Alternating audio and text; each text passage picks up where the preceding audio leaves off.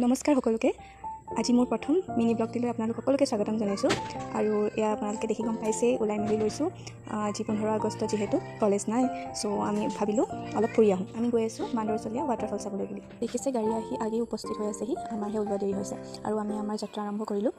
আহি এয়া পাবহি হ'লোঁ। সেয়া দেখিছে নহয় পাহাৰখন, তালৈকে আমি গৈ আছোঁ। আৰু আহি পাই গ'লোহি, ইয়াতে গাড়ী পাৰ্কিং কৰি আমি ওলালোঁ যাবলৈ বুলি। দেখিছেনে ৰাস্তা কিমান বেয়া। তাৰপিছত আমি আৰু এয়া পাহাৰ বগাই গৈ আছোঁ। বহু দিনৰ পৰা ভাবি আছিলোঁ ব্লগ বনাম বুলি, কিন্তু বনোৱাই হোৱা নাছিল। আৰু আজি ফাইনেলি ফাৰ্ষ্ট টাইম বনাইছোঁ। কেনেকুৱা হৈছে নাজানো, বনাব জানিছোঁ নে নাই জনা। আপোনালোকে কেনেকুৱা পাইছে কমেণ্ট কৰি জনাবলৈ নাপাহৰিব দেই। এয়া ফাইনেলি আমি পাই গ'লোহি ৱাটাৰফল, কিন্তু আমি যি ভাবি আহিছিলোঁ তাৰ সম্পূৰ্ণ বিপৰীত। ইয়াত আজি বহুত বেছি মানুহ বন্ধ যিহেতু। দেখিছেনে মানুহবোৰ কেনেকৈ নামি আহিছে। আমিও ঠিক তেনেদৰে ওপৰলৈ উঠি গ'লোঁ, ৱাটাৰফলটো চালোঁ আৰু তললৈ আকৌ নামি আহিলোঁ। উঠোঁতে ইমান কষ্ট হোৱা নাছিল, কিন্তু নামি আহোঁতে যথেষ্ট কষ্ট হ'ল। আজি মিনি ব্লগটি ইমানেই আছিল। যদি চাই ভাল লাগিল, like, comment, share and subscribe কৰিবলৈ নাপাহৰিব।